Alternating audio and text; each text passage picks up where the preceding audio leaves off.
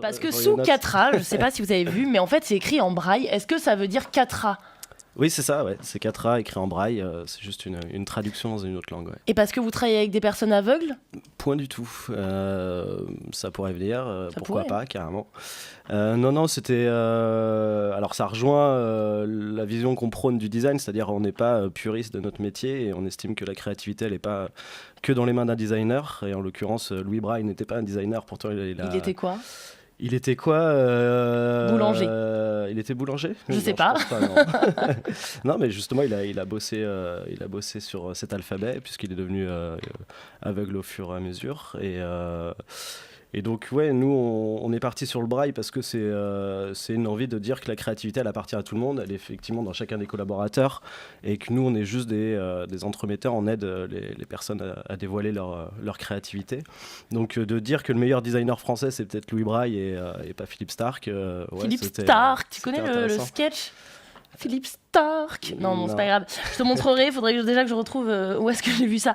Moi, j'aime beaucoup votre philosophie. Je suis allée sur votre site. Donc, 4A, ça s'écrit K-A-T-R-A. Et il y avait écrit que votre vision, c'était communiquer avec le monde et l'inspirer positivement par le biais de valeurs justes et stimulantes. C'est beau quand même. C'est une grande Alors, phrase. comment ça se témoigne ? Ça part juste du principe que comme on est des communicants, alors que ce soit par le design graphique, soit par les produits concrets, que ce soit par le web, le graffiti, toutes les formes d'expression liées à notre métier sont des moyens de propagande, entre guillemets. Donc, mais de la propagande positive. Et plus tu le fais bien, et plus ça marche, et plus tu peux influencer les cerveaux. Donc ça part vraiment de ce postulat où avec les belles capacités de designer qu'on a, on peut faire des mauvaises choses. Donc on a une responsabilité par rapport à notre pouvoir qui nous est donné de créer et de représenter les choses. Et c'est vraiment ce cas de conscience qu'on se pose en permanence. On essaie d'être quand même assez rigoureux là-dessus. Voilà. Est-ce que vous faites est-ce que tu appelles ce que vous faites de l'éco-design ou encore du design responsable ? Non, je ne l'ai jamais appelé, j'ai jamais utilisé ce terme-là parce qu'on n'a pas poussé les méthodos, parce qu'on n'a pas suivi des préceptes, mais on le pratique. Ça rejoint un petit peu l'entreprise libérée. Voilà, je suis végétarien, on vit au travers des plantes. Ah oui, chez Imatech, vous êtes tous végétariens. Non, mais c'est le côté entrepreneur, personnalité, où c'est dur de dissocier les choses. Ouais. T'es végétarien, Christophe ?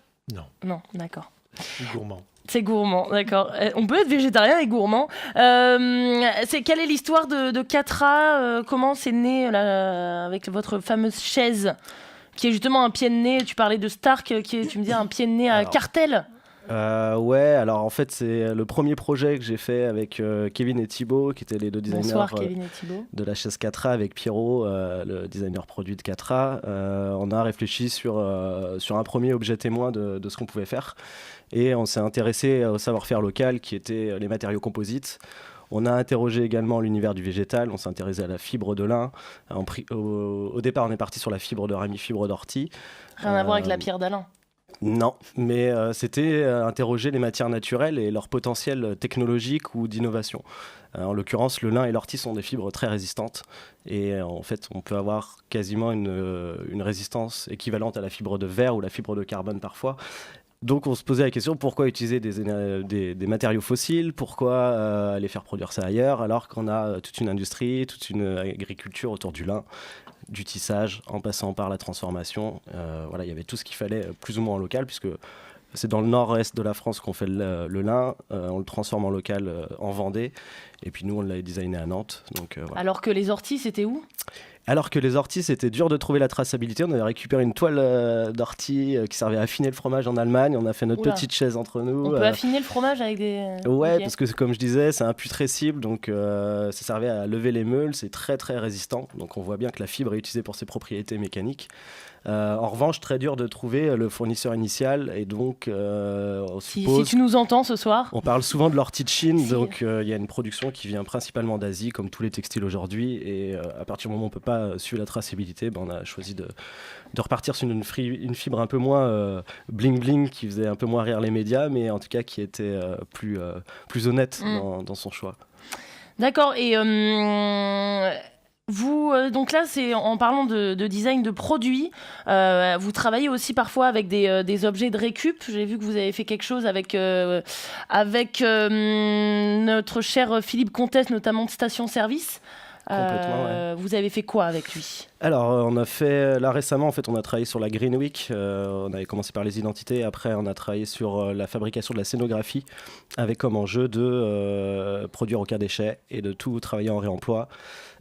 Et de mettre en place une démarche sociétale ou sociale. Donc, on a travaillé dans le quartier Île de Nantes, dans la rue, et on a fabriqué toute la scénographie de cet événement à la Cité des Congrès avec les gens. Et donc, on a récupéré les matériaux chez Station Service et dans d'autres ressourceries et auprès d'entreprises. Est-ce que vous aviez vu, chers invités, le Green Week devant la Cité des Congrès pour Canopée c'était un GW en bois qui faisait aussi banc. Du coup, je me suis assise dessus et j'ai découvert qu'en fait, c'était vous. J'étais là, j'étais émue.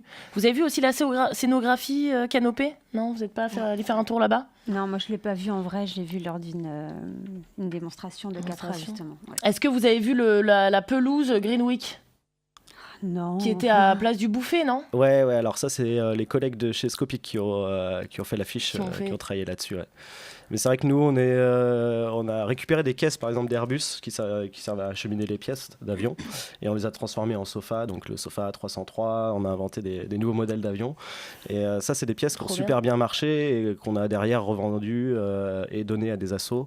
Donc voilà, l'économie, ça a été de travailler dans la rue avec les gens, de fabriquer, d'en faire une scénographie pour un événement ponctuel et derrière qu'il y ait une deuxième vie. Et on les a prêtés effectivement au grand détournement à l'école Marchis. J'ai vu, c'était beau. Au bocal, ouais. Voilà, un peu. On continue à passer la scéno à pas mal de gens, quoi. C'est trop bien. Et qu'est-ce que je voulais dire ?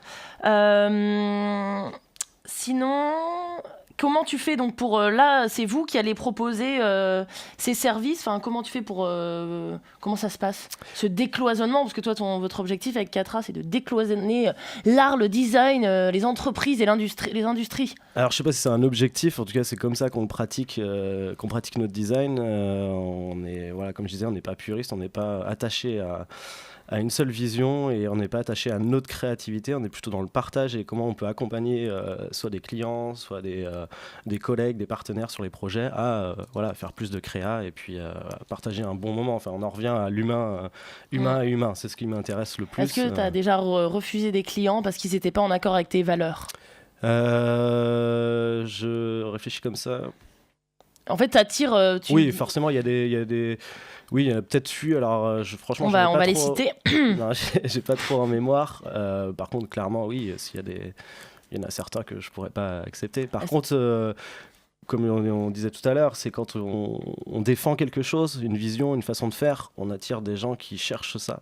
Et du coup, on a moins à se casser la tête à refuser des projets qui sont moins porteurs de sens, quoi. Est-ce que vous aimeriez travailler avec Catra, Christophe, Marielle, Claire ? Ouais, moi j'ai franchement envie. Ouais.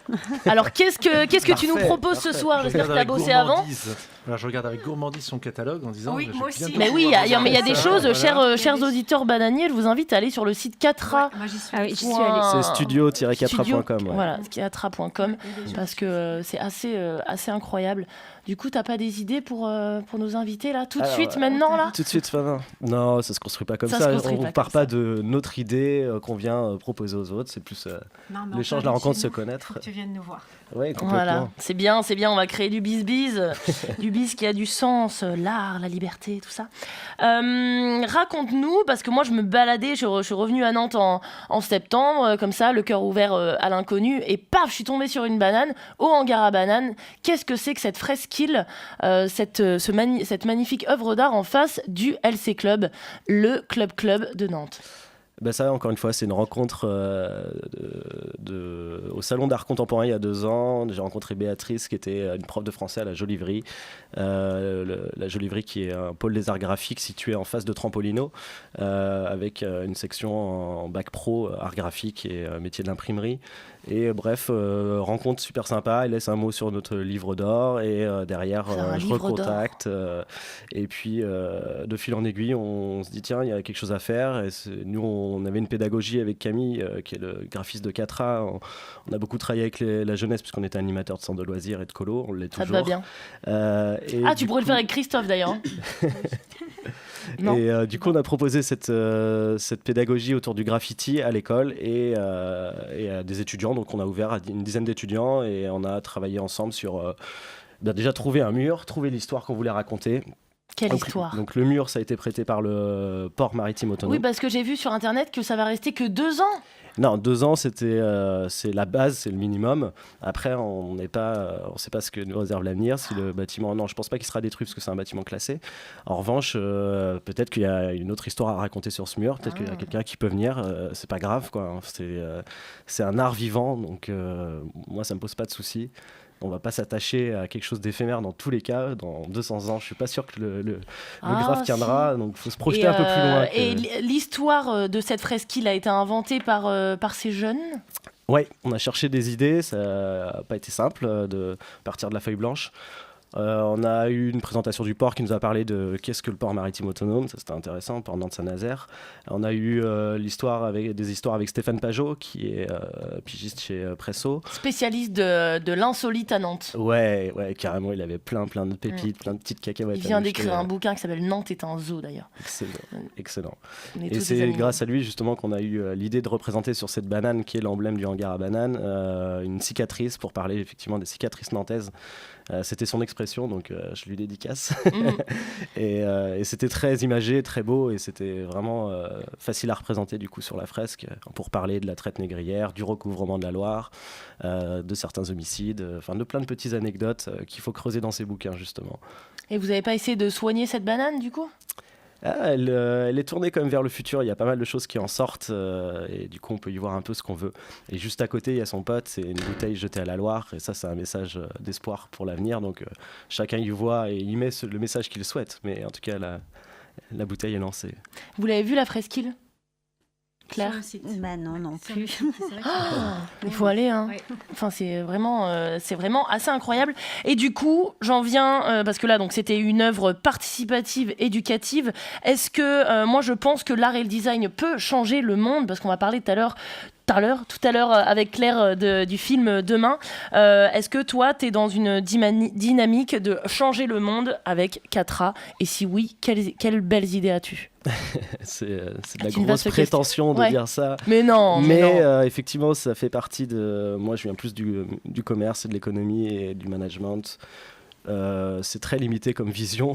Mais non. Et en allant dans le design, dans la créativité, j'ai vu beaucoup plus de portes ouvertes et d'opportunités, de liberté notamment. Et effectivement, je pense qu'on peut amener des petites pierres à l'édifice. On peut semer des graines qui prendront pas. Mais en tout cas, on a un pouvoir de communication et de partage. On est effectivement dans le design management, donc on met des gens autour de la table, des techniciens, des personnes de l'économie, on met des artisans, on met des graffeurs, voilà, on rencontre un paquet de gens, donc on est des facilitateurs entre des mondes, on a une vision assez transversale et je pense que c'est ça qui fait que le design le point de rencontre.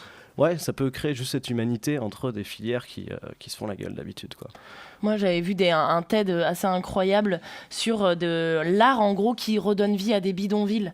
Des artistes qui viennent, et en plus, ça crée de l'emploi parce que c'est les personnes des bidonvilles qui avaient repeint un bidonville qui était tout coloré, donc ça apportait de la joie, tout ça. Et là, j'ai vu actuellement aussi, il y a des expositions d'œuvres d'art dans le bidonville qui est devenu connu avec Slumdog Millionnaire, ouais. Un bidonville qui s'appelle de Dharavi, mais là, ce sont les habitants qui créent des œuvres d'art pour sensibiliser, sans faire la morale, la population à l'hygiène et à la santé. Donc je trouve que ce sont des beaux projets. Ouais, et on a la chance à Nantes effectivement d'avoir un territoire assez fertile pour les rencontres, les croisements. Je pense qu'il y a quand même un état d'esprit nantais très ouvert. Il y a une capacité à réinventer le territoire. Il y a des espaces vacants, il y a de la friche, il y a du lieu à aller chercher. Il y a un tissu associatif énorme. Il y a vraiment toutes les composantes pour créer des nouvelles choses. Il faut faire attention à ne pas faire juste un Disney Nantes, c'est comme ça que je le surnomme des fois. Disney Nantes. Ouais, parce que c'est un côté très passant. Moi, je suis très attentif à la vie de quartier. Quand on a travaillé avec la Nisanerie, qui est une association d'architectes investis dans la rue Paul Nizan, avec qui on a fait la Céno, Et c'est des gens qui sont chaque semaine, tous les jeudis, qui pleut, qui vente, à animer le quartier avec 5, 10, 15, 20, 30 personnes, ça dépend. Mais la vie de quartier, c'est la base, c'est les liens sociaux, c'est tout ça. Donc oui, il y a la créativité qui se voit de la Lune sur l'île de Nantes. Attention à ne pas faire un parc d'attractions juste de passage. Surtout qu'en plus, Nantes attire de plus en plus de foule. Oui, on le voit le dimanche, quoi. Moi, je viens d'Orvaux. D'habitude, c'est un bourg très, très mort le dimanche. Et là, c'est l'orgie un petit peu. Ouais. Très bien. Merci beaucoup, Antoine, du studio Chiatra.